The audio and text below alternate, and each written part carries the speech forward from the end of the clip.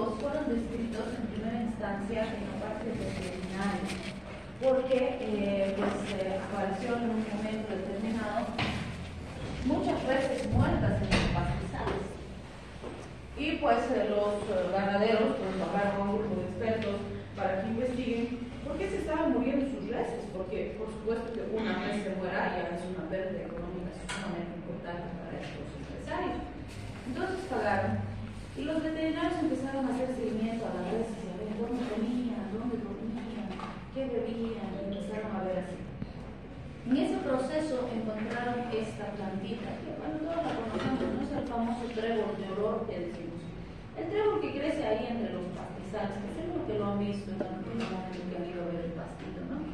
Entonces crecen ahí, son rastreritas y demás. Analizaron todas estas cosas y obviamente las reses comían el pastizal y también se comían el trébol de olor.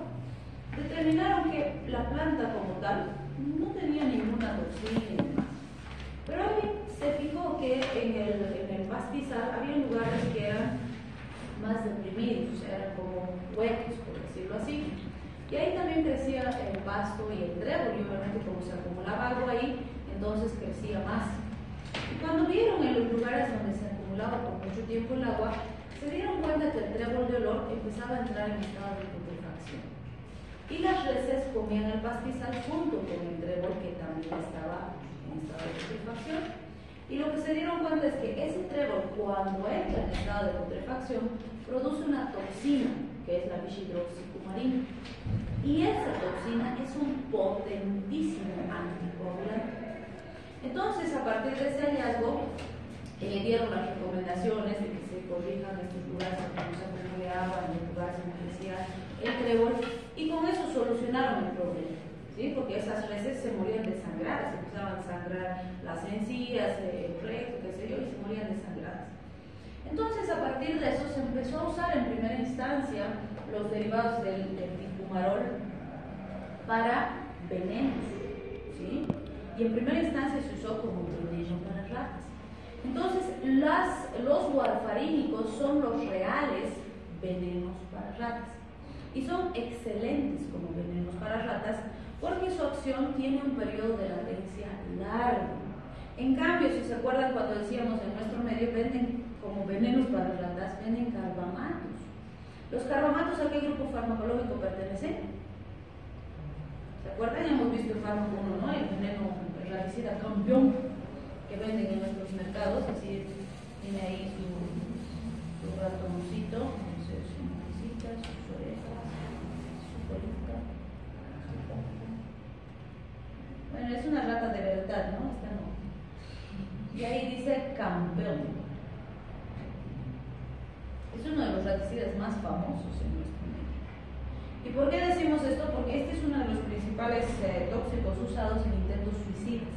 Todas las semanas nos llegan pacientes que se han tomado raticida porque quisieron quitarse la vida. ¿Sí? Entonces, ¿cuál es el problema? En nuestro medio, como dijimos, aquí le ponen carbamato, y el carbamato es inhibidor de la colinesterasa. Si inhibo la colinesterasa, ¿qué le pasa al paciente? Creo que los voy a regresar a fármaco 1. Si bloqueo la colinesterasa, no se va a destruir la acetilcolina endógena, entonces el paciente va a tener un síndrome colinérgico, va a estar intoxicado con su propia acetilcolina, que va a tener bradicardia, broncorrea, broncoconstricción, insuficiencia respiratoria, relajación de esfínteres, diaforesis, epíforas, cialorrea, o sea, una exacerbación del sistema parasimpático. ¿Sí? Si tiene eso mi paciente, ¿me servirá darle vitamina K? No, porque la vitamina K no tiene nada que ver con la acción del carbamato. Pero en estos, que son adulterados, aquí dice, ¿no? En caso de intoxicación, administre vitamina K. Esa es una indicación útil para los reales raticidas, para los warfarínicos. Aquí sí me sirve darle vitamina K, aquí no. Pero en nuestro medio está adulterado, porque esto debería contener esto, no carbamato, ¿sí? Porque el carbamato es un pésimo raticida. ¿Por qué? Su efecto es tan rápido y tan potente una ratita come, se está yendo a su casita, está llegando, ya se muere. Y sus hermanitos ven, no hay que comer eso. Entonces muere la primera ratita y la colonia sobrevive, porque el efecto es demasiado rápido. En cambio, con este es una belleza, como raticida, vamos a ser malvados, porque va, la primera ratita va, come, se lleva a su casita, les llama a sus hermanitos, todos vienen, comen, llevan a su casa, hacen fiesta, ponen de bocadillos. Entonces, cuando la primera ratita se empieza a enfermar y se empieza a poner mal, todos dicen, ¡ih! Pero ya todos han comido.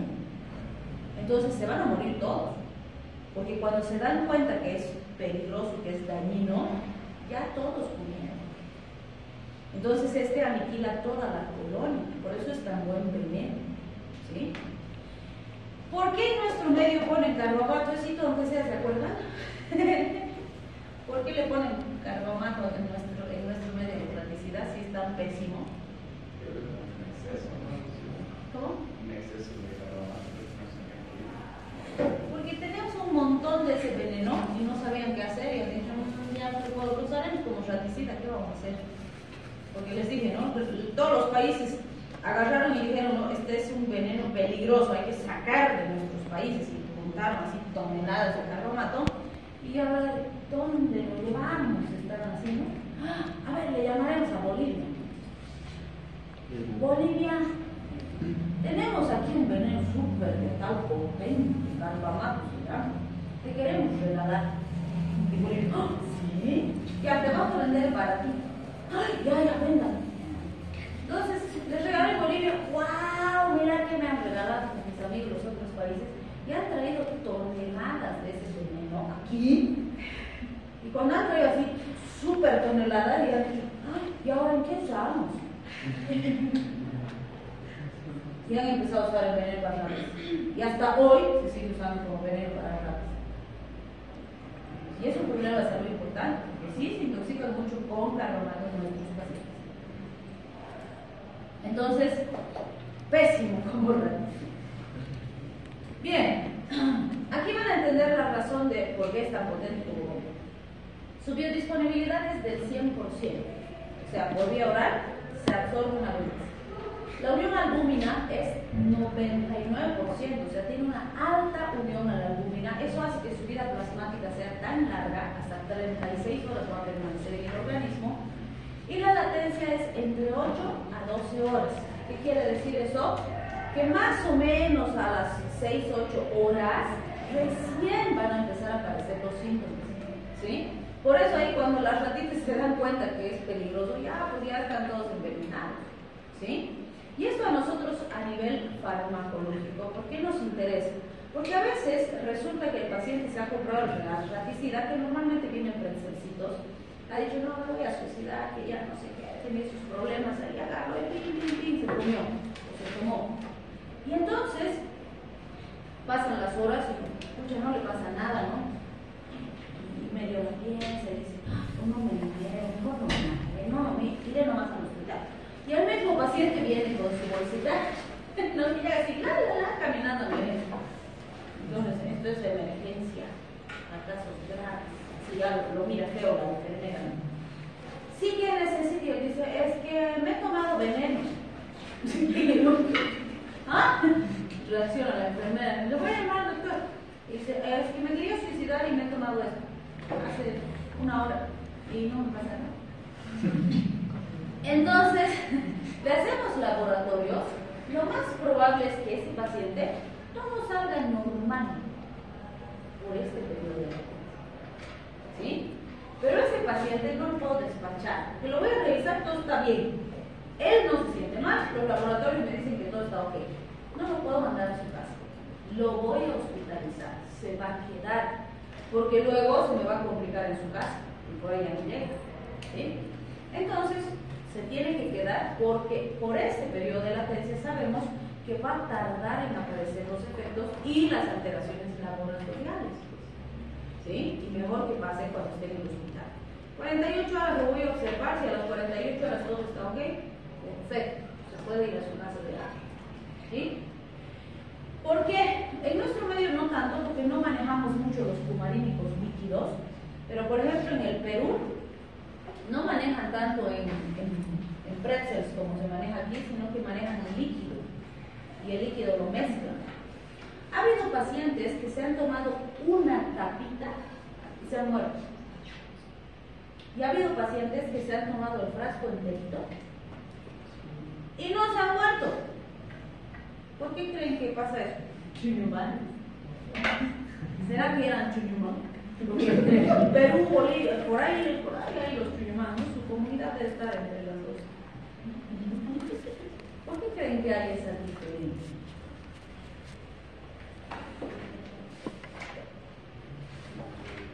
Y estamos hablando de Perú, no son mismos. Hay un montón de adulteración del producto, ¿sí? El que se ha muerto tomando la tapita, ha tomado el cumarínico puro, el que está bien preparado y tiene la concentración que corresponde. El que se ha tomado el frasco completo y no se ha muerto, se ha tomado uno que estaba adulterado, que uno seguro ha respirado a 10, han mezclado. Entonces, aunque ha tomado harto, la dosis era pequeña, ¿sí? No es porque era chumemá, es porque el producto que ha tomado no era bueno, por suerte para él, ¿no? Entonces vean, sí también es importante eso, porque en nuestro medio sí tenemos un montón de adulteración. O sea, si los fármacos adulteran, ¿ustedes creen que los venenos no? Igual, pues, si de este puedo sacar 10, entonces voy a vender 10 y ya no 1. Entonces son muy inescrupulosos los comerciantes. En este caso es benéfico para el paciente, porque no le va a producir tanto daño, ¿sí? Entonces vean, eso también es importante. Cuando hablamos de esta warfarina, tenemos una forma levorotatoria y dextrorotatoria, las formas racémicas, ¿se acuerdan de los fármacos? Y la levorotatoria es la más potente. Ahora, ¿por qué se produce ese periodo de latencia? Porque el mecanismo de acción de los cumarínicos es bloquear los factores de vitamina K dependientes, es decir, estos fármacos inhiben a la epóxido-reductasa, y al inhibir a la epóxido-reductasa van a evitar la activación de la vitamina K. ¿Qué factores de coagulación dependen de la vitamina K? Ay, si no saben eso, los regreso a segundo. Ahí está, pues ahí 2, 7, 9, 10. ¿No? Entonces 2, 7, 9, 10 nunca se tienen que olvidar. ¿Por qué? Si nos vamos a la síntesis de vitamina o de factores de coagulación, estaríamos hablando del 2, el 7, el 9 y el 10. Esos son los factores vitamina K dependientes. ¿Por qué son vitamina K dependientes? Porque para que esos se activen necesitan que esté la vitamina K activada. Y para que la vitamina K se active necesita a la epóxido-reductasa. Esta es la enzima que permite su activación. Estos fármacos lo que hacen es bloquear a esa enzima. Entonces no hay vitamina K, no se sintetizan los factores de vitamina K dependientes. Ese retardo en la aparición del efecto tiene dos factores principales. Primero, cuando actúa el fármaco ya hay factores sintetizados. Entonces los que están sintetizados no los va a destruir, va a evitar que se sinteticen nuevos. Entonces se tienen que agotar los que ya están activos, ¿sí? Segundo, esto es un proceso metabólico, entonces va a tardar en producirse y por eso es que va a tardar tiempo. Y eso nos muestra este gráfico de acá, que nos dice el factor 7 tarda más o menos en 6 horas en inhibirse completamente, el 9 hasta 24 horas, el 10 hasta 40 horas y el más importante que más nos interesa, que es el 2, hasta 60 horas. Por eso es que el efecto no es inmediato, o sea, no es que me tome, boom, ya están inhibidos los factores. No voy a empezar a sangrar ese rato. Van a pasar horas para que empiece a aparecer el efecto. Y después de las 60 horas recién va a estar bien instaurado el efecto, pero ya a las 6, 8 horas voy a empezar a ver algunas alteraciones, ¿sí? Además, que no nos debemos olvidar, también son vitamina K dependientes, la proteína C y la proteína S. La proteína C y la proteína S son anticoagulantes endógenos, que también dependen de la vitamina K. Y recuerden que los anticoagulantes y los procoagulantes, hemos dicho, los dos son importantes, solamente que uno se activa en un momento y el otro en otro momento. Estos son importantes para mantener la fluidez de la sangre dentro de los vasos sanguíneos. Por lo tanto, su alteración también puede producir otras alteraciones patológicas en el paciente. ¿Sí? Bien, entonces, este gráfico nos muestra todos juntos. Ahí están el 2, 7, 9, 10, proteína C, proteína S. Todos estos dependen de la vitamina K. La vitamina K se tiene que activar por acción de la oxidorreductasa y permite la síntesis de todos estos, y todos estos participan en la coagulación. Procoagulantes, anticoagulantes. ¿Sí? Lo mismo que ya hemos visto. Entonces, cuando hago el control laboratorial de esta vía metabólica o de esto, o sea, después de que se usó como veneno, como dijimos, se han empezado a usar estos cumarínicos o warfarínicos como anticoagulantes. Una de sus grandes ventajas es que se usan por vía oral y dan muy buenos resultados. ¿Sí? La protrombina o el tiempo de protrombina laboratorial va a ser uno de los primeros factores que me va a ayudar a vigilar este grupo de anticoagulantes. ¿Sí? El tiempo de protrombina, o bueno, la protrombina sabemos que es el factor 2, el INR también. ¿Cuánto es el valor normal del TP?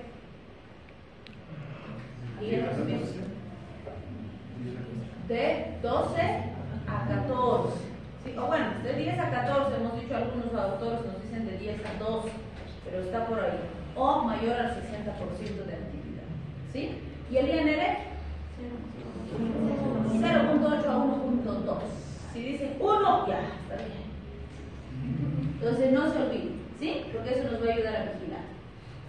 Entonces, fíjense los efectos adversos. Igual que con los anteriores anticoagulantes, el principal y el más común son las hemorragias. ¿Sí? Entonces, puede llegar mi paciente sangrando, puede llevar así como equimos y hematomas gigantes y demás. Y bueno, si me dice, por ejemplo, que se ha tomado veneno para rata ayer, y hoy día se está con una epistaxis intensa, ¿qué hago? ¿Y qué normalmente hace? Llega paciente con hemorragia, independientemente de la causa, dice, pásame vitamina K. A todos les quieren pasar vitamina K. Les pregunto, si le paso vitamina K, ¿va a dejar de sangrar? ¿Por qué no? ¿Qué?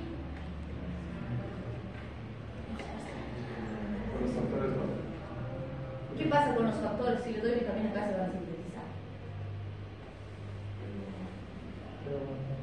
Pero un poco. Van a tardar, el mismo tiempo que tardan en inhibirse, van a tardar en reactivarse. ¿Sí? Entonces, cuando le doy vitamina K, va a empezar a sintetizarse de nuevo los factores, pero va a tardar un tiempo similar. Entonces, 6 horas le voy a mirar sangrando al paciente. No. Entonces, muy importante, ahorita vamos a ver el manejo de un paciente que viene con hemorragia por cumarínicos, las medidas de apoyo vital, las medidas que tienen una actividad más rápida hasta que la vitamina K haga efecto. No estoy diciendo que no le vamos a dar vitamina K, sí le vamos a dar, pero tenemos que ser conscientes que no es, le doy y ¡pum!, como ahorita mágica aparece el efecto. No es así. Tarda en producir su acción, que hay otras medidas que tengo que tomar antes o hasta que la vitamina K cumpla su función. ¿Sí? Bien, entonces fíjense, algo muy importante y diferente al grupo de la heparina es que estos sí atraviesan la placenta. Y se ha visto que para el feto son terriblemente peligrosos porque, en primer lugar, pueden producir hemorragias fetales, que son peligrosísimas, pueden ser altamente teratogénicos en el primer trimestre de la gestación y pueden producir una formación anormal de los huesos del bebé. Entonces, si tengo una mamá que necesita usar anticoagulantes, porque puedo tener mamás embarazaditas con coagulopatías, claro que sí. Puede ser que necesite darle durante la gestación, sí. Si necesito usar, este es el peor grupo que puedo usar. ¿Qué grupo puedo usar que sea más seguro? ¿Qué hemos visto ayer? ¿Qué han hecho anoche que no han ido a estudiar? ¿Qué has visto?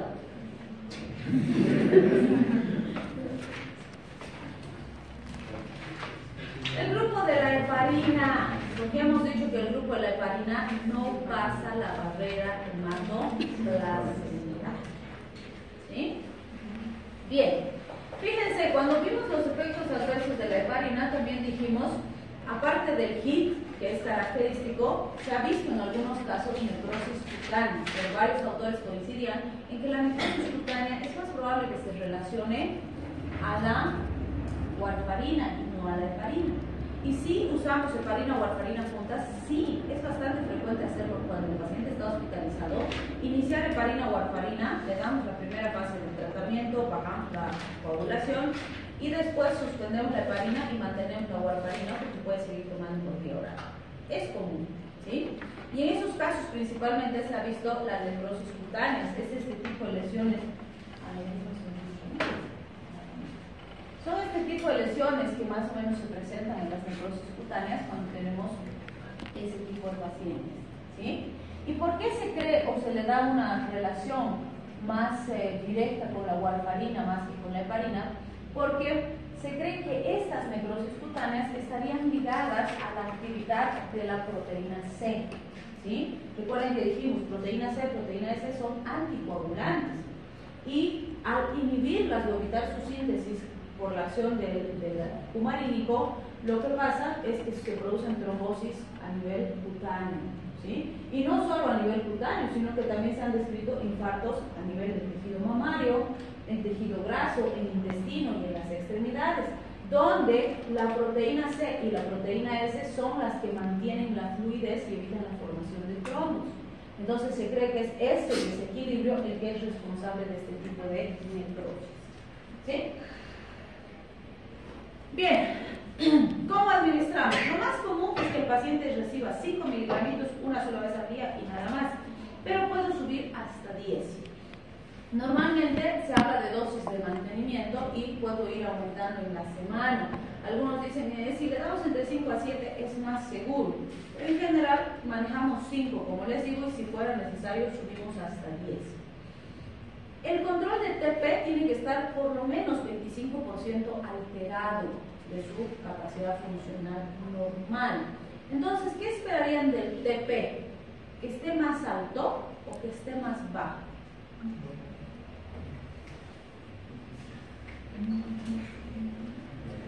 ¿Qué esperarían? Si les digo el TP del paciente está en 20, ¿está bien?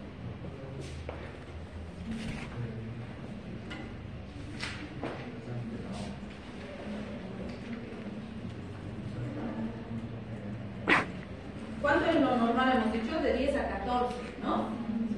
Si hablamos en segundos. Y si hablamos en porcentaje, mayor al 60%. Si está en 20%, ¿qué significa? ¿Está bien? ¿El porcentaje tendría que estar alto o bajo? Bajo, porque el porcentaje nos dice la capacidad funcional de este factor de coagulación, por eso nos dice debe estar por encima de 60.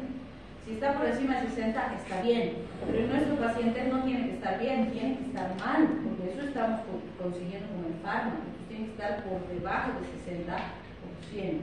Y si hablamos de los segundos, si nos dice de 10 a 14 segundos, es el tiempo de protrombina, el tiempo en que la protrombina produce coagulación, ¿sí? Y si queremos anticoagular al paciente, su tiempo tiene que estar prolongado, entonces más alto, estará, no sé, en 18, en 16, y ahí está bien, o sea, tiene que estar alterado. Si está normal, digo, estoy haciendo mal mi tratamiento, porque no está anticoagulado el paciente, tiene que estar anticoagulado, ¿sí? Entonces, si el INR está 1 en un paciente que recibe warfarina, está mal, ¿sí? Y eso, fíjense, nos dice así, por ejemplo, un estándar aproximado es si tengo que hacer profilaxis en enfermedad trombótica, el INR debería estar entre 2 a 3, o sea, está más alto, está el doble o el triple de lo normal, y esto está bien. Si le estoy dando warfarina y me dice que su INR está a 1.5, estoy haciendo mal el tratamiento, está muy bajo, y está más alto, ¿sí? En prótesis valvulares cardíacas debería estar entre 2.5 y 3.5. Y si le hago laboratorio y me dice INR 4, nos hemos pasado. ¿Cuál es el riesgo si está 4? ¿qué le puede pasar al paciente? Sangra, va a empezar a sangrar, está excesivo, tengo que bajar un poco, ¿sí? Y si estaba a 1.5, ¿cuál es el riesgo? Trombosis, igualito se van a producir las trombosis porque es insuficiente el tratamiento, ¿sí? Entonces, esa es la lógica que manejamos con anticoagulantes. Bien, se ha visto que en pacientes con cáncer, que sí tenemos que usar profilaxis antitrombótica, porque el cáncer en general se asocia con coagulaciones intravasculares, se usa anticoagulantes. Pero se ha visto que cuando usamos warfarina hay resistencia, no funciona, no va bien. Entonces, en esos pacientes se prefiere usar heparina o los derivados de la heparina como la enoxaparina. ¿Sí? Bien, también se han visto interacciones farmacológicas, tanto cinéticas como dinámicas, con este grupo. Por ejemplo, en las cinéticas se ha visto inducción enzimática, inhibición enzimática, fijación de proteínas plasmáticas en algún caso. Y en las farmacodinámicas se ha visto sinergismo, antagonismo competitivo y resistencia hereditaria. Este gráfico nos muestra algunas situaciones o interacciones farmacológicas que van a aumentar el efecto anticoagulante. Si aumenta el efecto anticoagulante, ¿qué le puede pasar al paciente? ¿Cuál sería el riesgo para el paciente de potenciar el efecto anticoagulante? Hemorragia. ¿Sí? Entonces, siempre que hay estas interacciones, hay más riesgo de hemorragias. Por ejemplo, fenilbutazona, sulfilpirazona, metronidazol, miconazol, cotrimoxazol inhiben el metabolismo de los fármacos. Entonces, aumenta su potencia. Se metaboliza menos, actúa más. Hay más riesgo de hemorragia. La amiodarona, el disulfiram, la cimetidina también se ha visto que tienen interacción importante en el metabolismo. Las cefalosporinas, esto es bien importante. Fíjense, en este caso no es una acción directa sobre el fármaco, sino que recordamos nuestra base fisiológica y bioquímica y decimos, ¿quién nos produce para nosotros nuestra vitamina K? ¿O nosotros podemos sintetizar? ¿Quién nos produce? ¿Cuál es nuestra principal fuente? Nuestras bacterias intestinales, nuestra microbiota, ¿sí? Entonces, los antibióticos de amplio espectro, como las cefalosporinas, por ejemplo, matan mi flora bacteriana, ¿sí? Y al matar mi flora bacteriana, estoy bajando mi punto principal de producción de vitamina K. Y si a eso le asocio que estoy usando un fármaco que bloquea la activación de la vitamina K, es doble factor, ¿sí? Entonces se puede potenciar el efecto de mis anticoagulantes y eso traerme consecuencias hemorrágicas, ¿sí? Bien, ¿también será importante la dieta? Sí, puede ser. No se olviden que la dieta también nos aporta vitamina K, pero el porcentaje es menor, ¿sí? Pero una dieta estricta por ahí, resulta que la comadre le ha contado a la otra comadre que su marido tiene problemas de coagulación y ella dice, pero para la coagulación es buenísimo estos jugos verdes de perejil, de apio, eso va todas las mañanas, le va a hacer bien. Y le empieza a dar jugos verdes. ¿Será que me ayuda el jugo verde para este paciente que necesita anticoagular? ¿Por qué no?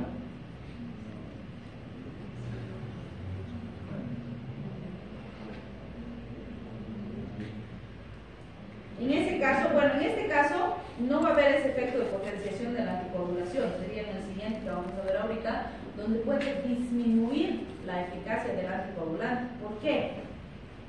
El apio, el perejil y estos jugos verdes, ¿qué hacen con el sistema de coagulación? ¿Aumentan o disminuyen?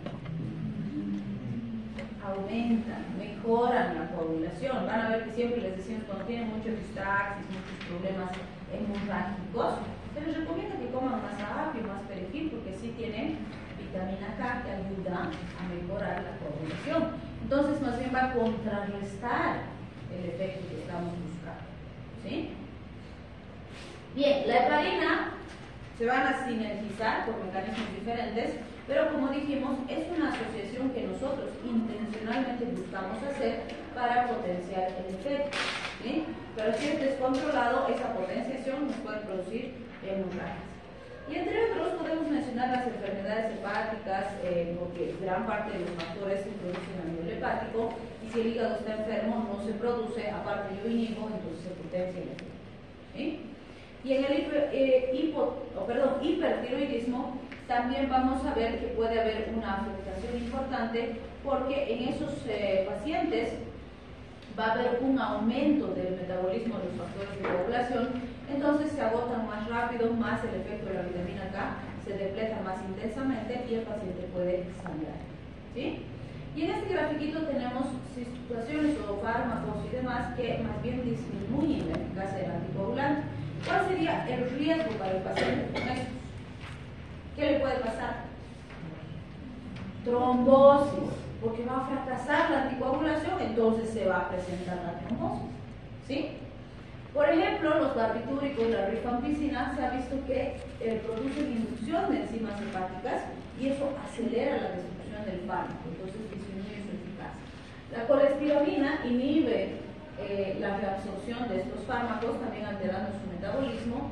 La vitamina K, como decíamos, por competencia, o sea, no es coherente, ¿no?, que le esté dando un bloqueante de vitamina K y le esté dando vitamina K. Pero, como les decía, puede ser que el paciente haga cambios en su dieta o empiece a recibir suplementos que no han sido indicados por el médico, que le ha dicho la comadre, la abuelita, la vecina, no sé qué, que en su afán de ayudar a su tratamiento no entiende bien el problema que tiene el paciente y más bien le está dando algo que contrarresta el fármaco que necesita, ¿sí? Los diuréticos, se ha visto que aumentan la concentración de los factores de coagulación. Entonces, esto puede disminuir el efecto anticoagulante, ¿sí? Y puede ser que mi paciente tome diuréticos, sí, o sea, no se olviden que anticoagulantes, un grupo importante en el que los vamos a usar son pacientes cardiópatas, que seguro que van a estar tomando otros fármacos y entre ellos puede haber diuréticos. También hablamos de pacientes con resistencia hereditaria. En estos casos, obviamente, no vamos a poder modificar esa diferencia genética. Tenemos mutación de moléculas del ciclo de reactivación de la vitamina K. Entonces, esos pacientes genéticamente no producen de forma correcta, si quieren, algunos elementos y su metabolismo está alterado. No puedo modificar. En ellos, lo más adecuado va a ser cambiar de medicación, porque aquí no voy a tener nunca un buen resultado, ¿sí?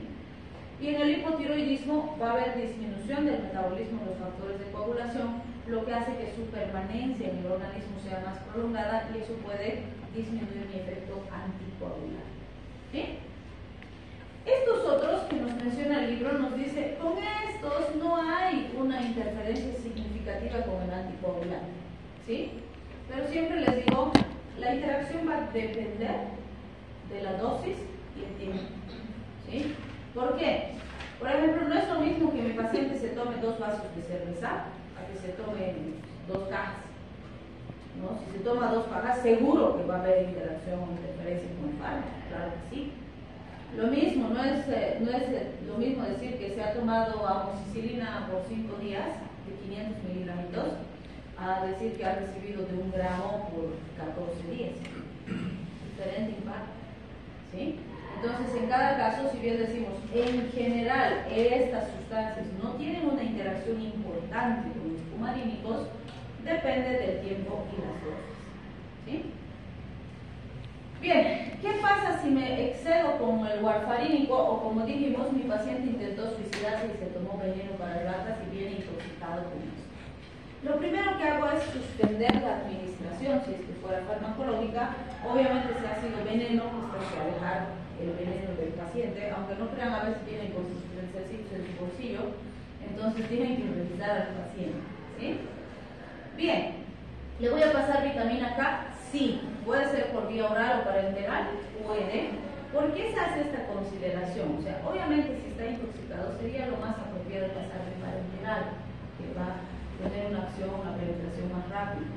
Pero les pregunto, si mi paciente está así, con hemorragias, está sangrando, ¿qué creen que pasa si yo agarro una aguja lo pincho para ponerlo en una vitamina? Va a sangrar más. Se va a hacer un mega hematoma en el sitio de la administración. Entonces ahí es que debo considerar si le paso por la vía, pues sí le voy a poner una vía para pasarle soluciones y demás, o le paso vía oral hasta que sea más seguro pasarle la vía parenteral, ¿sí? Entonces debo hacer esas consideraciones. O por ejemplo, pacientitos que llegan así igual sangrando por todo lado, son los que han tenido un accidente ofídico, a los que los ha mordido una serpiente. Eso sangra por todo lado. Si me aventuro a pincharle vitamina K, que además no es muy útil, le voy a producir más hemorragia. Entonces tengo que analizar siempre. Ahora, como dijimos, la vitamina K que le vamos a administrar no va a parar el sangrado de forma inmediata, no va a solucionar el problema de forma inmediata, va a tardar. Entonces, ¿qué tengo que hacer de forma inmediata y que sí me va a ayudar a estabilizar al paciente más rápido? Número 1, pasarle plasma fresco congelado. ¿Tengo plasma fresco congelado en mis hospitales? Claro que sí.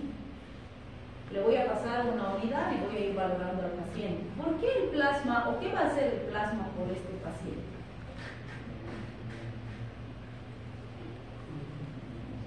¿Qué le aporta el plasma?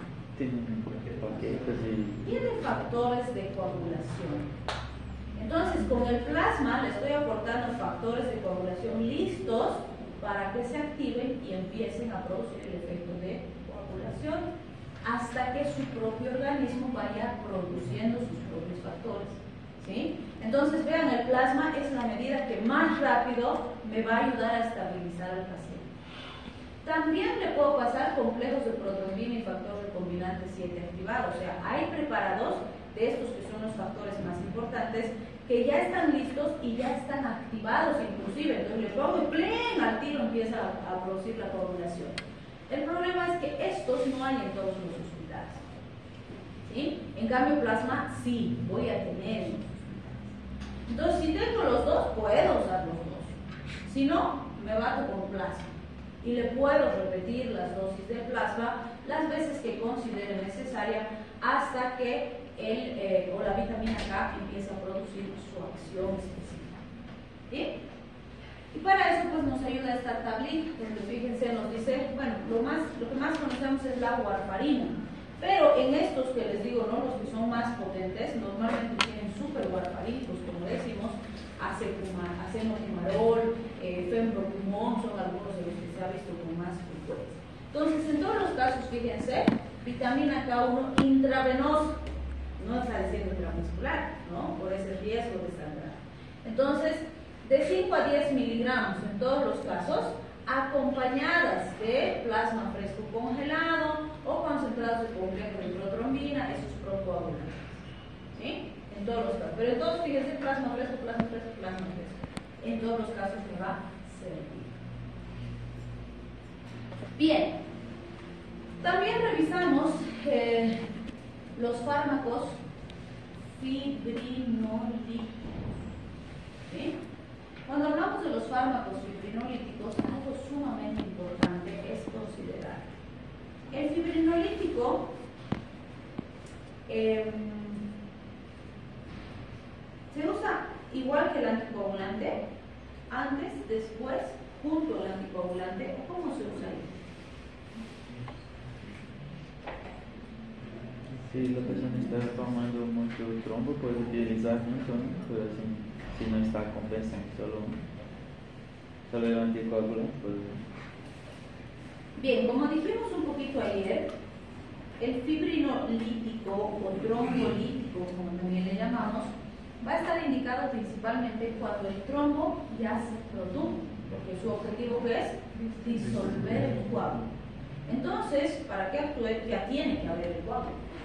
En cambio, el anticoagulante, el antiagregante, tiene objetivo prevenir, evitar que se forme el coágulo. Si el anticoagulante ha funcionado, no debería necesitar usar el fibrinolítico. ¿Sí? Pero pasa que muchas veces el paciente llega cuando ya se produjo la trombosis. Va a llegar con su ACV, va a llegar con su tromboembolia periférica, va a llegar con su tromboembolia pulmonar, o sea, llega cuando ya el primer coágulo que ha generado obstrucción y problema. Voy a usar el fibrinolítico, voy a estabilizar al paciente y después voy a hacer la profilaxis secundaria, porque ya no es primaria, porque ya hubo consecuencia, y voy a usar anticoagulantes para evitar una nueva trombosis. ¿Sí? Y eso es muy común en nuestro medio. Es más, tenemos pacientitos que vienen, se les hace tratamiento, se les hace la terapia anticoagulante, y como les decía ayer, les decimos, Juanito, tienes que venir cada 3 meses para hacer tu control, y el Juanito desaparece. y vuelve solo o cuando está sangrando o cuando tiene otra trombosis. Y tenemos pacientes que ya han tenido 2 trombosis, que han tenido 4 trombosis, y cada una de esas secuelas. ¿Sí? Yo siempre les digo, el problema de los trombos o de las trombosis, de los ACVs, de los ictus, no es el hecho agudo en el momento, es cómo queda el paciente después de eso. ¿Sí? Y les digo, a ver, a ustedes les gustaría que les dé un ictus hoy día y pucha, desde mañana no puedan controlar esfínteres, puedan usar pañal. Pucha, ¿qué calidad de vida es esa? O peor aún, que sean incapaces de vestirse solos, de caminar, de comer solitos. Se van a tener que esperar la voluntad de sus familiares para que les asista. Y por muy buena gente que sea el familiar, se cansa, pues. A ver, ustedes tengan que cambiarle todos los días a su familia, hacerle comer, que llevar, aparte que tienen que estudiar, aparte que tienen que trabajar, aparte que ustedes también tienen vida. Es pesado, es fuerte, ¿sí? Y se puede prevenir. Entonces, hay que concientizar también, y una de las principales causas de esto son las hipertensiones mal controladas, las diabetes mal controladas, las cardiopatías que no se tratan bien. Entonces van a ver, cuando hablemos de hipertensión siempre decimos eso. El paciente, si no siente síntomas, si no siente malestar, dolor, no quiere hacer tratamiento. Dice, ay, ¿para qué voy a tomar fármacos todos los días? Si estoy bien, no me duele nada. Para prevenir esto, pues. ¿Sí? O le va a gustar después vivir ahí postrado, o que lo tengan que cargar, o que lo tengan que cambiar. No es una calidad de vida bonita para nadie. Porque el paciente a veces dice, bueno, pues si me muero, así déjeme, quiero vivir tranquilo. El problema no es morirse. Morirse es la solución, ya se termina todo, ya no te vas a preocupar de nada, tienes que trabajar, no tienes que tener. Morirse no es un problema. El problema es si no te mueres. El problema es si te da uno de esos y sobrevives. Porque el problema es cómo vas a vivir después de eso. ¿Sí? Entonces, hay que concientizar al respecto también a nuestros pacientes. Bien, entonces fíjense, dentro de lo que son los trombolíticos o fibrinolíticos, tenemos la streptokinasa, que es una de las primeras que se ha producido a partir del estrepto. Bueno, él produce en realidad. Induce la conversión de plasminógeno en plasmina. Entonces, ¿se acuerdan que hemos visto nuestra cascada y lo que hacemos para disolver el coágulo? Pues ellos hacen eso. Hacen que la fibrina se convierta en desechos, por decirlo así, se disuelva, se destruya. ¿Y quién hace eso? La plasmina. ¿Sí? El plasminógeno se convierte en plasmina y va a empezar a disolver el coágulo. La urosinasa tiene acción similar a la streptokinasa. Tenemos también la anistreplasa, que se ha sintetizado después, que es más sintético, es un derivado sintético en realidad de la streptokinasa, que se ha asociado a un activador del plasminógeno para potenciar su actividad como fibrinógeno. Y se ha conseguido que actúe de forma más específica sobre el coágulo y el plasminógeno unido a la fibrina, es decir, va a ir principalmente al sitio donde necesitamos que actúe, donde el trombo está produciendo su complicación. ¿Sí? También se han sintetizado activadores del plasminógeno, como la alteplasa, que es una de las que más se usan en nuestros hospitales, y después se ha sintetizado la reteplasa, que es un poquito menos específica, y la tecneteplasa, que es muchísimo más específica. Estas dos últimas son realmente más potentes que los otros fármacos que conocemos. El problema es que, como son de las últimas que se han sintetizado, son altamente costosas, son muy caras. Entonces la mayoría de nuestros hospitales no manejan porque no hay accesibilidad. ¿Sí? Y la replaza es una de las que más se maneja en nuestros hospitales. Entonces, cuando hablamos de la acción, el gráfico nos dice, ¿no? Cuando se produce un trombo que ¡pum! Obstruye el paso de sangre, ¿qué voy a hacer con el trombolítico? Voy a ir a disolver ese coágulo para recanalizar el paso de sangre. Entonces, procesos tromboembólicos, embolias pulmonares con inestabilidad hemodinámica, trombosis venosas profundas graves, tromboflebitis ascendentes en las venas iliofemorales, vasculopatías periféricas, apoplejías, infartos agudos del miocardio. Sin embargo, lo que no debemos olvidar, sobre todo los infartos agudos del miocardio, es que la reperfusión debe ser muy bien vigilada y controlada.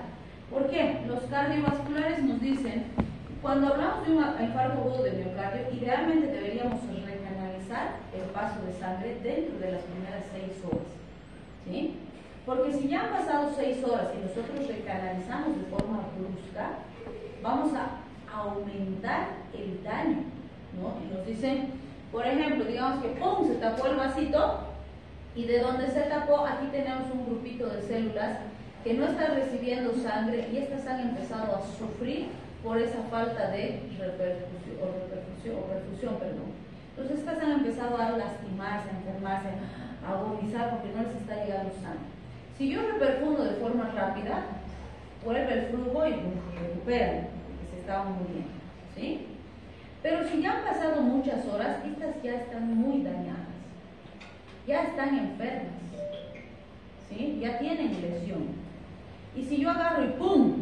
Reperfundo rápidamente, la lesión que estaba hasta aquí aumenta. Y en vez de dañar solo esto, acabo dañando todo esto. Entonces, cuando ya ha pasado mucho tiempo, como estas ya están lastimadas, la reperfusión tiene que ser progresiva, tiene que ser diferente, poco a poco, para darles chance de tolerar eso. Porque si de golpe les paso, se me complica más y se me acaba muriendo. ¿Sí? Entonces son los cardiovasculares los que se encargan de hacer ese tipo de reperfusión, que tienen sus pautas y sus pasos muy específicos, dependiendo de las necesidades de cada uno de sus pacientes. Bien, también vamos a hablar de los antiplaquetarios o antiagregantes plaquetarios, y de estos, pues el principal ya lo conocemos, porque lo hemos conocido por los AINES, que es el ácido acetil salicílico. ¿Sí? Entonces, fíjense, son varios grupos de farmaquitos que, aunque su mecanismo de acción varía un poquito, su efecto, vamos a decir, es el mismo: evitar la agregación plaquetaria. Eso es lo que buscan estos fármacos. Entonces, como sabemos, el ácido acetilsalicílico lo que hace es bloquear la COX. Si bloqueo la COX, no se produce tromboxano A2 y por lo tanto no va a haber agregación plaquetaria, porque esa es la señal que llama a las plaquetas para que se agreguen. ¿Sí? La dosis, sabemos que para el efecto antiagregante plaquetario es entre 81 y 325 miligramos día. Y la dosis usual es 100 miligramitos día. La mayoría de nuestros antiagregantes plaquetarios de este grupo son de 100 miligramitos día. Y ahí va súper bien. También tenemos los inhibidores de la agregación por bloqueo de la ADP. Si se acuerdan, los receptores de ADP, o más bien ADP, tromboxano A2 y serotonina, eran los principales estímulos para que se produzca la agregación. Entonces, ahí mencionamos al clopidogrel, que se usa 300 miligramos como dosis inicial y 75 miligramos día como mantenimiento. También mencionamos a la ticlopidina, que se usa 500 miligramos día. ¿Qué es lo que hacen estos? Bloquean la unión del ADP con sus receptores. Si esto está bloqueado, no puede llamar plaquetas para que se agreguen. ¿Sí? Y bueno, tenemos también al dipyridamol, que es inhibidor de la captación de adenosina, de GMP cíclico, y además tiene acción vasodilatadora. Entonces sí funciona como antiagregante plaquetario, pero además tiene ese plus, vamos a decir, de la vasodilatación, que va a disminuir también el riesgo cardiovascular. Se recomiendan dosis de 3 a 6 miligramos por kilogramo día cada 8 horas. Y se puede usar, o sea, la ventaja del dipyridamol es que puedo asociar a ácido acetilsalicílico o a warfarin, es decir, puedo asociar con otros fármacos. Con ácido acetilsalicílico se ha usado mucho en isquemias vasculares cerebrales con muy buenos resultados, porque esta acción refuerza el efecto del ácido acetilsalicílico y la vasodilatación disminuye el riesgo de complicaciones. Y con la warfarina se ha usado en profilaxis de tromboembolia, sobre todo pacientes que ya tienen antecedentes o ya tienen recurrencia de trombosis, para potenciar la acción. Entonces sí se puede usar antiagregantes con anticoagulantes combinados. También se combina ácido acetilsalicílico con warfarina, también se combina ácido acetilsalicílico con enoxaparina, por ejemplo, sí se puede. ¿De qué depende? ¿De qué necesita mi paciente? Pues, si con uno solo no logro mantenerlo estable, entonces puedo asociar. ¿Sí? Bien, acá tenemos algunas de las, o más bien otros antiagregantes plaquetarios que tienen un mecanismo de acción diferente. Por ejemplo, es un grupo grande de los bloqueantes de los receptores de las glicoproteínas 2B3A. ¿Se acuerdan qué hacían las glicoproteínas 2B3A? Ayer hemos mencionado al recordar nuestra cascada de coagulación. ¿Para qué servían? Les he dicho ayer.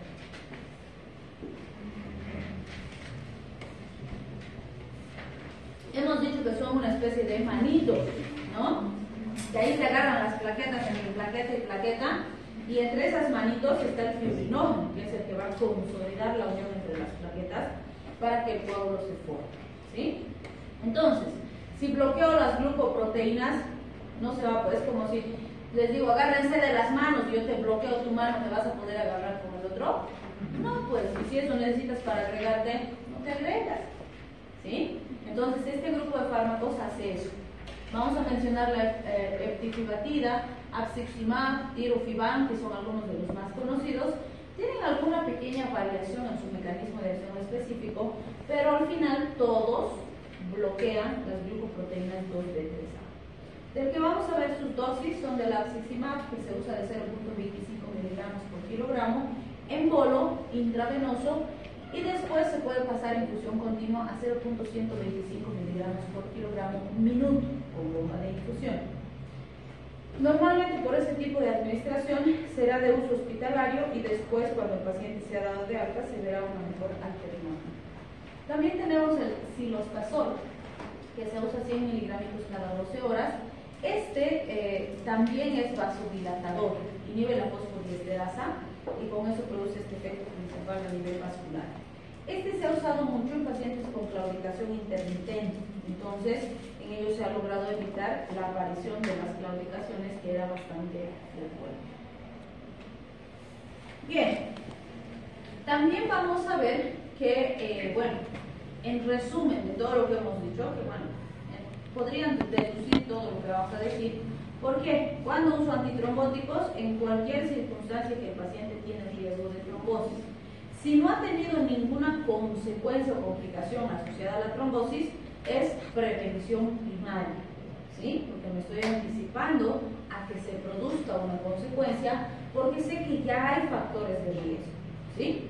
Pero si ya ha tenido su complicación, si ya vino con una trombosis, ya tuvo un accidente isquémico transitorio y yo estoy haciendo la profilaxis, entonces es profilaxis secundaria, porque ya hubo un hecho de complicación y en general ese hecho de complicación es la causa del diagnóstico, porque antes de eso el paciente no vino, ¿sí? Entonces ahí resumimos solo esto y decimos, hay factores de riesgo heredados y adquiridos. Dentro de los heredados decimos, hay anomalías cuantitativas o cualitativas del sistema de coagulación. Las cuantitativas son más fáciles de diagnosticar porque cuando hacemos nuestro perfil de coagulación hay alteraciones que nos dicen, aquí algo está funcionando mal, ¿sí? Pero las cualitativas son más difíciles de diagnosticar y muchas veces pasan sin diagnóstico porque yo hago perfil de coagulación que todo está bien, los números están bien, pero no funcionan. Son más o menos como los funcionarios públicos, ¿no? Ahí están, pero no trabajan. Entonces así son esos factores de coagulación. No hacen su trabajo. Entonces yo veo mis laboratorios y digo, pero esto está bien, está todo bien, está todo dentro del rango, pero no están cumpliendo su función, ¿sí? Las deficiencias de antitrombina 3, de proteína 6, proteína S, ¿qué son todos estos?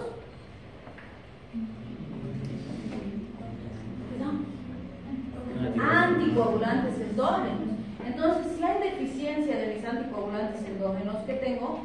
Más riesgo de trombosis, ¿sí? Si hay mutaciones del factor 5, de la protrombina o de otros factores de coagulación, van a trabajar de forma alterada. Entonces, sí vamos a tener un problema significativo.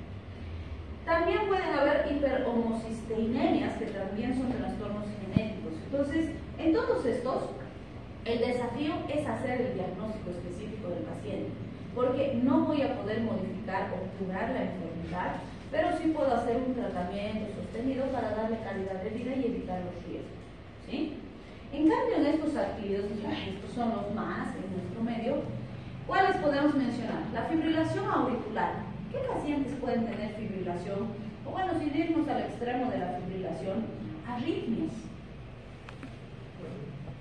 ¿Qué pacientes podrán tener arritmias? Ya hemos visto arritmias en Barnacón. Ya, los hipertensos. ¿Qué más? Es que ya tuvo impacto, ¿no? Pacientes que han tenido infartos o algún tipo de lesión cardíaca, ¿no? Porque las cicatrices o los tejidos lesionados nunca van a conducir el impulso eléctrico como el tejido sano. Cardiomegalia también. Pacientes con cardiomegalia. En nuestro medio, ¿cuál es la principal causa de cardiomegalia? Tenemos todavía población que está en esa fase de la miocardiopatía Chagas. ¿Sí? ¿Qué más?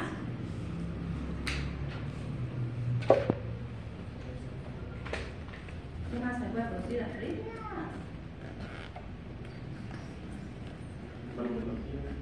Valvulopatías, muy bien. ¿Qué más?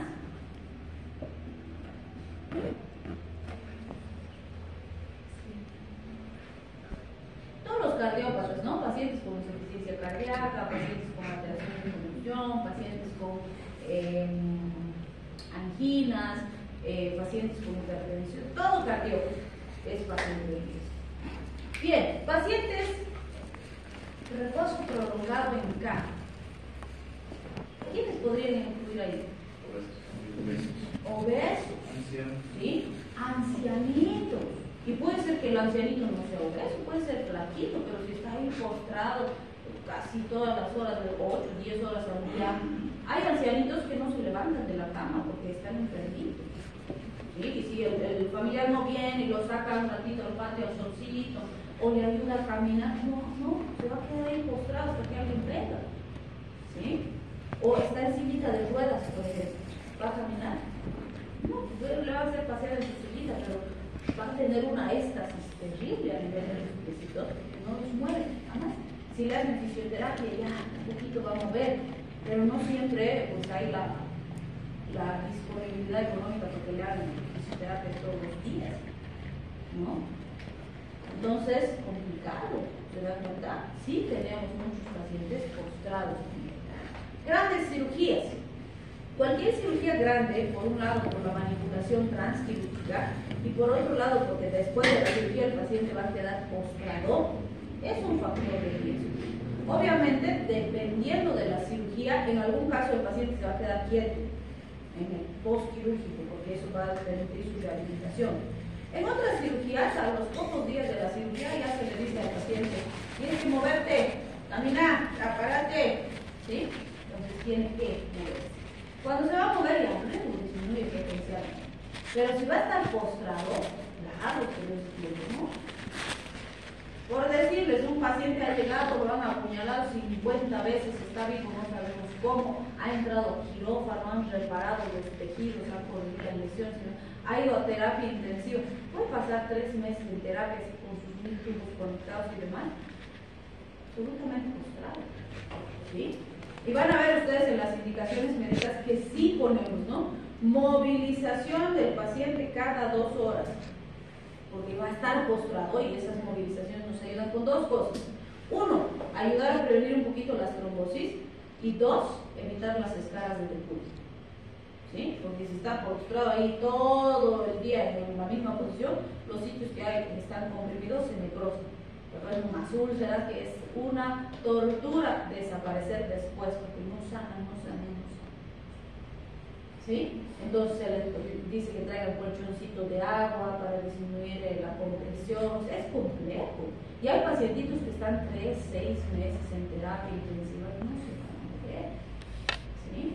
O incluso, aunque le hayamos dicho a la enfermerita que lo tiene que mover cada 2 horas, porque las enfermeritas de terapia son muchas señoras enfermeras, son súper eficientes, lo hacen, así son bien dedicadas. Pero imagínense el paciente ahí con sus tubos conectados, ¿creen que es fácil moverlo? ¿O lo pueden voltear así y demás con sus tubos y más? No. Entonces, ¿qué hacen las enfermeras? Medio los rotan, les ponen guantecitos calientitos o globitos o qué sé yo, luego los vuelven a rotar, les hacen mover sus pies, o sea, es complejo, no es fácil, ¿sí? Y en la casa, si está postrado el paciente, igual la familia se tiene que dedicar a hacer eso. ¿Y será que algún familiar va a poder mover cada 2 horas? Entonces realmente es complejo, ¿se dan cuenta? Y todos esos tienen más riesgo de trombosis. El cáncer,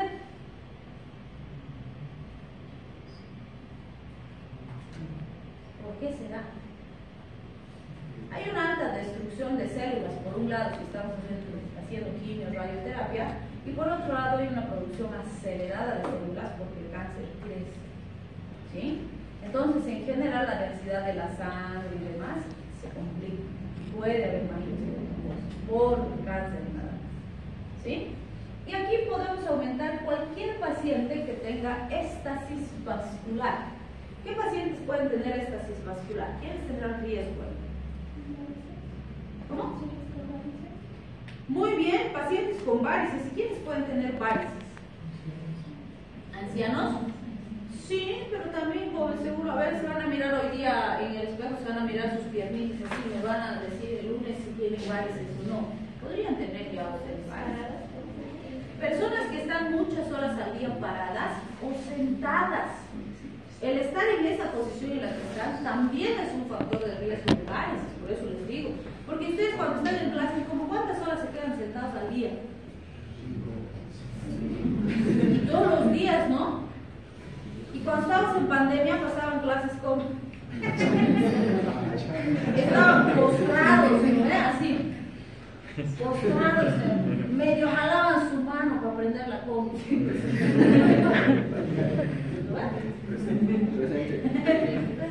Ya el cuello movían 2 segundos. Entonces, vean, sí son factores de riesgo. Por eso es que los conductores de autobús, las secretarias, que su profesión parece muy poco peligrosa, tienen este riesgo. Los pilotos, las azafatas, tienen este riesgo. ¿Sí? Entonces es muy importante considerar también todos esos factores de riesgo porque estos son adquiridos y van a implicar que sistemáticamente todos los días vayamos haciendo algo que va poquito, más poquito, más poquito, más poquito, hasta que en algún momento produce un daño significativo. Yo les digo, pónganse a contar nomás desde que estaban en el colegio, ahora que están en la universidad, ¿cuántos años llevan con estasis vascular de más de 3 a 4 horas día? Ya son varios años. Por eso les digo, a ver, llegando, fíjense, a ver, ¿no? A ver, entonces van a ver que sí, se van a encontrar con que algún día tenemos. Yo tengo, por ejemplo, yo pago mucho sobre parado, sentado, y eso soy deportista, qué sé yo, tengo varios. No muy gruesa, así como no, pero sé. Hay que operar. No, porque bueno, voy al cardiovascular y me dice, pero no tiene factores de riesgo. Sí tengo, le digo, pero es joven. Más o menos. ¿No es obesa? No. ¿Hace actividad física? Sí. ¿Pasa muchas horas al día parada? En general más de 8. Ah, sí tiene. Hay que operar más. Entonces sí, por un factor de riesgo, ¿no? Porque no vamos a esperar que se complique, ¿cierto? Entonces vean, algo que puede ser tan sencillo sí me puede traer complicaciones. Bien, entonces acá nos dicen, usamos estos anticoagulantes para prevenir. Heparina, warfarina, fondaparinux son algunos de los más utilizados. Cuando hablamos del tratamiento de enfermedades estables, como les decía, ¿no? Normalmente en hospital, heparina, warfarina, más o menos entre 5 a 7 días, luego quitamos la heparina y continuamos solo con la warfarina. Es habitual que la warfarina usemos entre 3 a 6 meses, pero esto depende absolutamente de la causa del problema, ¿sí? Si tengo, por ejemplo, un pacientito al que le he hecho una cirugía grande y voy a tener riesgo durante unos meses hasta que se rehabilite y se reincorpore a sus actividades, pues probablemente necesite unos 3 meses, ¿va? Y ya no más. Ya cuando está activo y más, ya no hay el factor de riesgo, ya no necesito darle fármaco. Pero si es un pacientito que ha venido a tener un ACV, tiene una miocardiopatía chagásica, su corazoncito está dilatado y demás, ¿se va a curar su corazoncito? No. Entonces el riesgo de trombosis va a ser el resto de su vida. Por lo tanto, a él sí le voy a dar indefinido, no le voy a suspender la medicación. ¿Sí? Bien, y por supuesto en la enfermedad tromboembólica del embarazo solamente deberíamos utilizar heparina o los de su grupo. ¿Por qué? Porque no pasa la barrera hematoplasmática. ¿Sí? Bien, entonces es común. Lo más habitual es que primero le den antiagregantes plaquetarios y cuando esto no es suficiente, recién introduzco los anticoagulantes. Pero ¿cuál es el problema? Depende cómo llegue el paciente. ¿Sí? Si me ha llegado con 1 o 2 factores de riesgo y ya, está bien, solo antiagregante y voy vigilando. Pero si me ha llegado ya con una trombosis y lo reviso y resulta que tiene 5 factores de riesgo y nunca ha venido a mis controles, voy a iniciar directo con anticoagulante y probablemente anticoagulante con antiagregante plaquetario juntos, porque el paciente tiene demasiados factores. ¿Sí? Entonces depende. El ácido acetilsalicílico y el clopidogrel son de los más utilizados como antiagregantes plaquetarios. Sí debo considerar si el paciente tiene accidentes isquémicos transitorios, si ha tenido angina, si ha tenido apoplejía, si ha tenido infartos y si es cardiópata, además, qué fármacos toma para su enfermedad de base, para ver la asociación o la interacción con esos fármacos. ¿Sí? Bien, en otro extremo es el paciente que tiene hemorragias. Si mi paciente sangra, ¿qué voy a hacer? Le voy a dar protrombóticos, es decir, sustancias que me ayuden a controlar la hemorragia. Por eso no le hemos desarrollado la vitamina K cerrado, porque no es de los anticoagulantes, es de los procoagulantes. Entonces aquí recién la vamos a desarrollar a la vitamina K.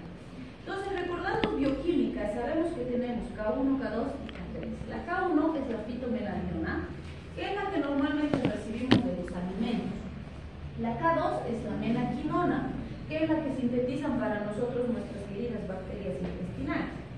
Y la K3, la menadiona, es la que es sintética, que no se recomienda su utilización, no es muy estable, no es muy eficaz, entonces no se usa.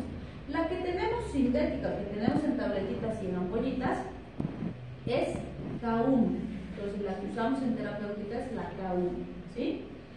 Todas requieren sales biliares para su absorción y vamos a ver que su efecto va a aparecer, como hemos dicho, alrededor de las 6 horas y la acción máxima alrededor de las 24. Por esa misma razón que hemos explicado de la activación de los factores de coagulación, que se tienen que activar y poner su máxima actividad, y no es inmediato. Entonces, como dijimos, es muy útil, sí la voy a usar desde el principio, pero no me va a resolver la hemorragia activa aguda. Para esa tengo que usar las otras medidas. ¿Sí? Entonces, por vía oral, fíjense, se recomienda de 1 a 4 tabletitas por día. Las tabletitas vienen de 10 miligramitos y las ampollitas también vienen de 10 miligramitos. Entonces, puedo dar de 1 a 4 tabletas por día dependiendo de la necesidad del paciente. ¿Puedo administrar combinando con la parenteral? Sí, incluso puedo darle primero ampollita y luego le continúo con vía oral o voy intercalando, pero depende también si el paciente está con mucha hemorragia, sus factores muy comprometidos, hay que tener cuidado con la vía que vamos a utilizar. ¿Sí? De 1 a 2 ampollitas día, ya sea intravenoso, intramuscular o subcutáneo, que se puede utilizar con el cuidado que médico. Entonces, cuando vemos las hemorragias, fíjense este dato que es muy, muy importante. Y bueno, para que vean mejor las fotitos, les voy a poner aquí. Cuando hablo de hemorragias espontáneas, me dicen, un paciente puede sangrar de forma espontánea cuando sus factores de coagulación están entre 5 al 10% menos de lo normal. Es decir, cuando hay ese rango de alteración de la función de los factores de coagulación. Y si se acuerdan lo que hemos dicho con los anticoagulantes, en algunos hemos dicho que necesitamos que estén al doble de alterados o hasta el 25% de alteración, o sea, mucho más que esto. ¿Se dan cuenta? Entonces, ¿por qué necesito una alteración tan grande si sé que con una alteración así el paciente ya puede sangrar? ¿Por qué creen? ¿Está mal uno de los dos? No. La razón es que cuando yo produzco esa alteración de la coagulación, mi paciente no está normal. Mi paciente está enfermo, mi paciente tiene riesgo de trombosis o ya ha formado trombosis. Entonces no es un paciente estándar normal. Este valor es aplicable para un paciente estándar normal, sin riesgo de trombosis. ¿Sí? Entonces vean cómo varía dependiendo de la condición inicial del paciente. ¿Sí? Acá tenemos hemorragias conjuntivales, hemorragias en las encías. Fíjense, este pobrecito no le han pegado, pero fíjense las equimosis que tiene. Su brazo es un morado, creo que tiene brazo dentro del morado, no tiene morado en el brazo. Entonces, realmente vamos a tener situaciones donde el paciente llega en esas condiciones. Un dato que no debemos olvidar preguntar es si hay trastornos genéticos, porque las hemofilias los pacientes sangran, ¿sí? Y en ese caso no podemos, o sea, aquí por ejemplo darle vitamina K le servirá. No, porque el problema no es que falta vitamina K en primera instancia, el problema es que no funcionan bien sus factores de coagulación. Y aunque le demos, si quieren cosas que estimulen su metabolismo, no va a mejorar esto que es genético, no se va a sintetizar mejor el factor 8, el factor 9, el factor 11, no. Esos están lesionados y siempre van a estar. En todo caso, yo tengo que darle factores activados para que esos directamente funcionen. Pero pretender que él va a sintetizarlos bien o voy a cambiar, eso no va a pasar. ¿Sí? Entonces, los pacientitos hemofílicos, por la condición genética que ellos tienen, siempre van a tener más riesgo de hemorragias. Entonces, ¿qué hacemos? Cuando necesitamos realizar algún tipo de intervención, les vamos a dar procoagulantes para evitar complicaciones hemorrágicas. Entonces, por ejemplo, tenemos los inhibidores de la fibrinólisis como el ácido epsilograminocaproico, que viene así en presentación, es muy similar a la lisina, va a inhibir de forma sintética la fibrinólisis, vale decir, hace que permanezca el coágulo formado o que no se pueda destruir el coágulo, para que el paciente no sangre. Va a inhibir a los activadores del plasminógeno. Si el plasminógeno se convierte en plasmina, la plasmina forma coágulos. Entonces, estos van a buscar formar coágulos en el paciente. La absorción oral puede ser útil, pero en general se usa más por vía parenteral y la eliminación va a ser renal. ¿En qué cuadros me puede servir? Pacientes con hemofilia y que tienen algún tipo de intervención en la que hay alto riesgo de hemorragia. Hemorragias por fibrinolíticos, es decir, que le di fibrinolítico y ya se disolvió el coágulo, pero ahora está sangrando el paciente, entonces para estabilizar. Profilaxis en pacientes con aneurismas intracraneales. Esto hay que manejarlo con mucho cuidado, en general es el neuro con el cardiovascular que manejan, porque primero que los aneurismas son difíciles de diagnosticar, porque en la mayor parte de los casos de aneurismas no vamos a saber que hay aneurisma hasta que se rompa. ¿Sí? Y cuando se rompe, sangra terriblemente y la mayoría de los pacientes se mueren. ¿Sí? ¿Qué son los aneurismas? ¿Se acuerdan? O me están mirando así raro como que está hablando. ¿Qué son los aneurismas? Dilatación de vasos se puede romper. Si hay dilatación, ¿pero por qué? Porque los vasos se dilatan y se contraen siempre, ¿no? No, dilatación. ¿Pero qué? Tienen que practicar su capacidad de expresar sus ideas, ¿no? Su parafraseo está medio raro, o sea, ahí está la idea, pero que no sale, ¿no? Entonces, es un debilitamiento de la estructura de la pared vascular, de modo que la sangre al pasar normal en el vaso está sanito, no hace nada, pero aquí ¡pum! Se hace una pelotita, ¿no? Está debilitada esta pared. Y obviamente cualquier cosita que un poquito suba la presión aquí, como esto es débil, se puede romper. Y empieza a sangrar el paciente. Y si es un vasito a nivel cerebral, como les digo, en general no produce gran molestia y gran afectación. Y no se diagnostica. También puede ser aórtico, ¿no? También puede ser, en cualquier vaso se puede producir un aneurisma. Y esto es genético. El paciente ha nacido así. Pero normalmente nos damos cuenta cuando esto ¡pum! Se rompe y ¡pum! De repente el paciente se descompensa y la mayoría de los pacientes, como les digo, se mueren, porque hasta que llega al hospital y los puedan atender y demás, la hemorragia es tan profusa, si es un vaso de grueso calibre, lo más probable es que no sobreviva, ¿sí? Entonces, en algunos casos, al hacer otros estudios, otros screenings, otro chequeo de alguna cosa, ¡pum! ¡Ay! Nos dimos cuenta que hay un aneurisma. Ahí es donde podemos hacer profilaxis, si es que hay factores de riesgo y demás, para tratar de evitar, ¿sí? Y obviamente, dependiendo de la localización, también el riesgo puede ser mayor o menor. Pero son eventos vasculares muy, muy graves, muy serios, de alta complejidad, de difícil diagnóstico y de difícil tratamiento, ¿sí? Entonces, hay que tener alto cuidado con los aneurismas. En las hemorragias postquirúrgicas, gastrointestinales, las postprostatectomías, las vesicales por radiación y las cistitis por fármacos, también se caracteriza el paciente porque sangra mucho.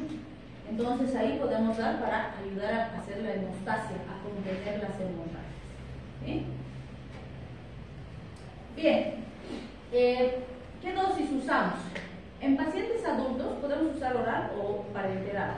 En los casos graves, normalmente la parenteral lo vamos a seguir. Se pueden dar 5 comprimidos de 1 gramo o 10 comprimidos de 500. El objetivo es alcanzar los 5 gramos, ¿no? En la primera hora. O podemos usar solución, que también vienen soluciones de 20 ml. Le damos una solución oral de 5 gramos.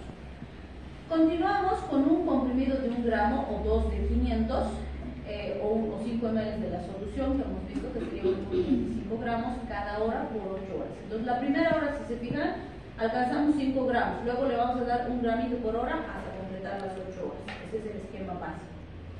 Por vía intravenosa es parecido, el punto es que las ampollas vienen de 4 gramos, entonces le vamos a dar una ampolla intravenoso lentito y podemos repetir cada 4 o cada 6 horas dependiendo de la evolución del paciente.